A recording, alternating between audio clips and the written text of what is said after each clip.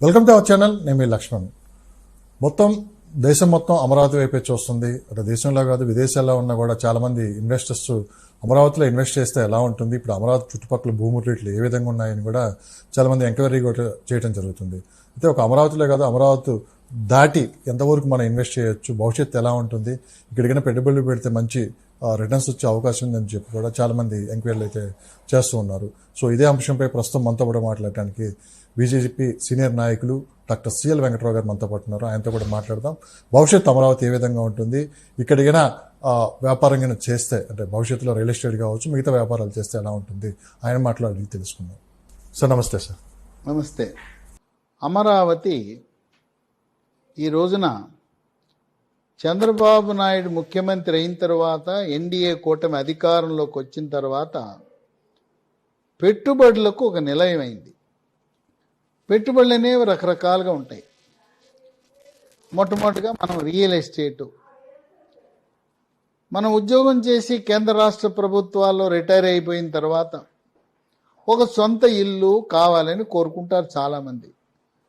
అది ఆంధ్రప్రదేశ్ రాష్ట్రంలో పుట్టి వివిధ రాష్ట్రాల్లో ఉద్యోగం చేస్తూ పదవీ విరమణ చేసిన తర్వాత మన ఊరు వెళ్దాం, మన రాష్ట్రం వెళ్దాం అనే సంకల్పం ఉన్న వారికి ఈ రోజున అమరావతి ఒక పెద్ద అవకాశంగా మారింది. అమరావతిలో ఇక్కడ ఉండే మౌలిక సదుపాయాలు, తాగునీటి కొరత లేదు, రవాణా కొరత లేదు, జాతీయ రహదారి ఉన్నది, రైల్వే అతిపెద్ద రైల్వే జంక్షన్. వీటితో పాటు అమరావతిలో ఒక కొత్త రైలు మార్గాన్ని నిర్మాణం చేయడం ద్వారా మరో 2 సంవత్సరాల్లో అక్కడ అమరావతికి రైలు కనెక్టివిటీ ఇవ్వటం అనేది విశేషం. గన్నవరంలో అంతర్జాతీయ విమానాశ్రయం రావటం, అమెరికా నుంచి, ఆస్ట్రేలియా నుంచి, బ్రిటన్ నుంచి, గల్ఫ్ దేశాల నుంచి అక్కడ ఎక్కితే గన్నవరంలో, విజయవాడలో అమరావతికి మనం వచ్చే సదుపాయం ఉంది. ఆ విధంగా సొంత ఇల్లు అని కలగన్న ఉద్యోగులు కానీ, ప్రభుత్వోద్యోగులు కానీ, రిటైర్డ్ ఉద్యోగులు కానీ, అలాగే ప్రవాస భారతీయులు, మనం ఇక్కడ ఉద్యోగం చేస్తున్నాం, మనకంటూ ఒక ఇల్లు ఏర్పాటు చేసుకుందాం అనుకునేవారు, ఒక అపార్ట్మెంట్ కొందామా, ఒక స్థలం కొందామా, లేదు ఒక ఇండిపెండెంట్ ఇల్లు కొందామనుకునే వారికి అమరావతి ఈరోజు చక్కటి అనువైన వాతావరణాన్ని ఇవ్వటం జరిగింది. సో భూములు ఎక్కడెక్కడ కొనొస్తారు అంటే అమరావతి చుట్టుపక్కల? ఇప్పుడు భూములు కొనేటప్పుడు అమరావతి అంటే కేవలం అమరావతినో లేదో సెక్రటేరియట్ పక్కనని కాదు, లేదా అమరావతికి సంబంధించిన గ్రామాలు 29 గ్రామాలే కాదు.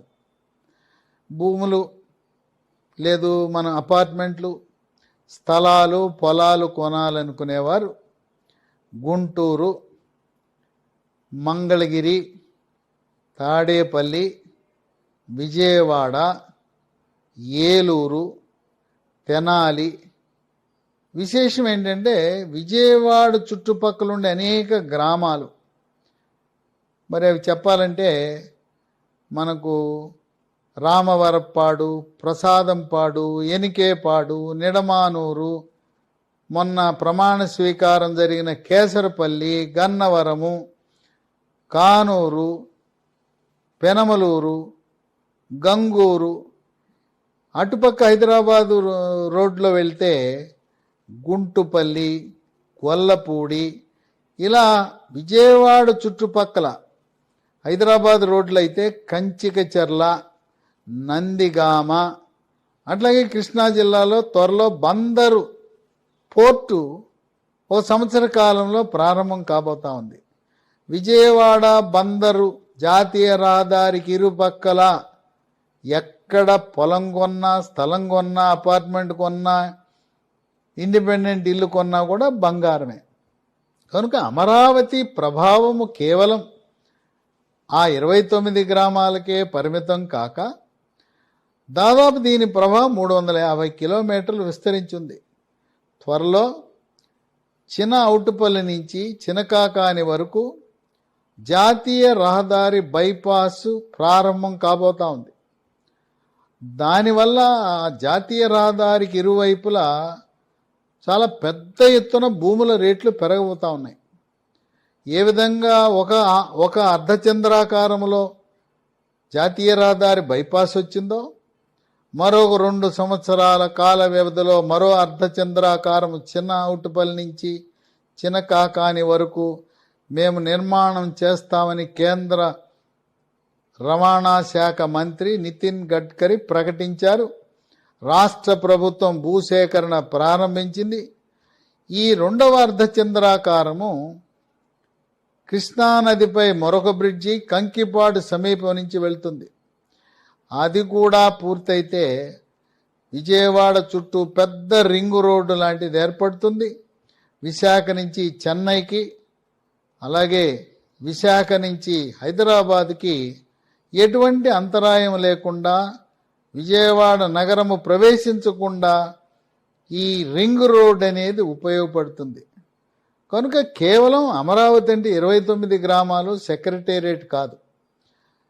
ఈ విజయవాడ, గుంటూరు, అమరావతి 3 కూడా హైదరాబాదులో ఏ విధంగా హైదరాబాదు, సికింద్రాబాదు, సైబరాబాద్ అయిందో ఇక్కడ కూడా గుంటూరు, విజయవాడ, అమరావతి. త్వరలో విజయవాడ నగరం గ్రేటర్ విజయవాడ నగరంగా ఆవిర్భించబోతోంది. చుట్టుపక్కల ఉండే 10 మున్సిపాలిటీలను గ్రేటర్ విజయవాడ నగరంలో విలీనము చేయటం ద్వారా హైదరాబాద్ లాగా ఒక అతిపెద్ద నగరంగా ఆవిర్భించబోతోంది. అంటే ఇప్పుడు కొనొచ్చా భూములు అని చెప్పి చాలా మంది అడుగుతున్నారు సార్. ఇప్పుడు ఎవరైనా కూడా మధ్యతరగతి వారు, ఉద్యోగస్తులు, రిటైర్డ్ ఉద్యోగస్తులు, మీకు ఏదైనా భూమి కొనచ్చా, స్థలం కొనచ్చా, అపార్ట్మెంట్ కొనచ్చా అని అనుమానం ఉంటే ప్రస్తుత పరిస్థితులన్నీ కూడా మీకు చాలా అనుకూలంగా ఉన్నాయి. ఇప్పుడు కొంటే మనకు అందుబాటు రేట్లో భూములు, స్థలాలు, అపార్ట్మెంట్లు మనకు లభిస్తాయి.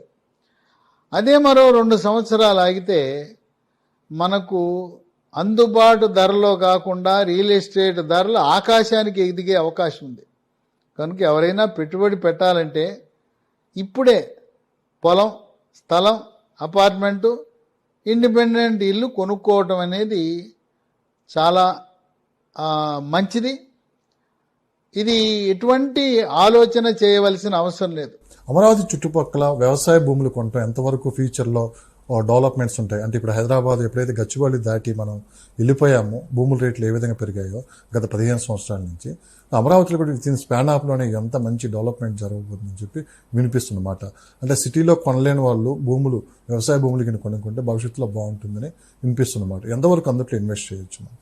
భవిష్యత్తు అవసరాల కొరకు నగరంలో కాకుండా నగరము చుట్టుపక్కల ఉండే వ్యవసాయ భూములను కొనటము అది మంచి ఆలోచన. ఎందుకంటే మనం హైదరాబాద్ నగరాన్ని పరిశీలిస్తే ఆ రంగారెడ్డి జిల్లాలో ఉండే భూములన్నీ కూడా ఈరోజు పారిశ్రామిక అవసరాల కోసం నివాసయోగ్యమైన భూములుగా మారినాయి. ప్రభుత్వము ప్రస్తుతం వ్యవసాయ భూములు రాబోయే కాలంలో పెరుగుతున్న జనాభా అవసరాలకు, పారిశ్రామిక నివాస సముదాయాల అవసరాల కొరకు వ్యవసాయ భూములను వాణిజ్య సముదాయాల కొరకు నివాసయోగ్యమైన ప్రాంతంగా జోనింగ్ నియమ నిబంధనలు మార్చడం జరుగుతుంది. కనుక ఈరోజు కేవలం అపార్ట్మెంట్లు, బిల్డింగులు, మరి పట్టణంలో స్థలాలే కాకుండా మనం చుట్టుపక్కల ఉండే పొలాలు, వ్యవసాయ భూములు కూడా కొనటము మంచిదే. అయితే ఆ వ్యవసాయ భూములు కొంటే ఓ 10 సంవత్సరాల తర్వాత మనకు ఉపయోగపడుతుంది. ఉదాహరణకు విజయవాడ, గుంటూరు మధ్యలో చినకాకాని సమీపంలో ఎన్ఆర్ఐ మెడికల్ కాలేజ్, ఓ ప్రైవేటు వైద్య కళాశాల వచ్చింది. అది 25 సంవత్సరాల క్రితం ప్రారంభించారు. అది ప్రారంభించినప్పుడు చుట్టూ కూడా వ్యవసాయ భూములే. ఆ వ్యవసాయ భూములు ఆనాడు 2000 సంవత్సరంలో ఇది అమరావతి రాజధాని ఏర్పడుతుందని ఎవరూ ఊహించలేదు. ఇప్పుడు చూస్తే ఆ చినకాకాని చుట్టుపక్కలుండే వ్యవసాయ భూములన్నీ కూడా నివాసయోగ్యమైన అపార్ట్మెంట్లు, మరి 20 అంతస్తులు 30 అంతస్తుల భవనాలతో నిండిపోయినాయి పొలాలన్నీ కూడా. కనుక పొలం కొనుక్కుంటే 10 ఏళ్ల తర్వాత 20 ఏళ్ల తర్వాత చక్కగా వినియోగంలోకి వచ్చి మన పెట్టుబడి ఈరోజు 20 లక్షలు పెట్టుబడి పెడితే 20 ఏళ్ల తర్వాత 20 కోట్లు అవుతుంది. 100 రెట్లు పెరిగే అవకాశం ఉంది. కనుక మీ దగ్గర డబ్బు తక్కువ ఉంటే అమ్మో ఇంత రేటా అని అంటే చుట్టుపక్కల ఉండే వ్యవసాయ భూములు కొనుక్కోండి.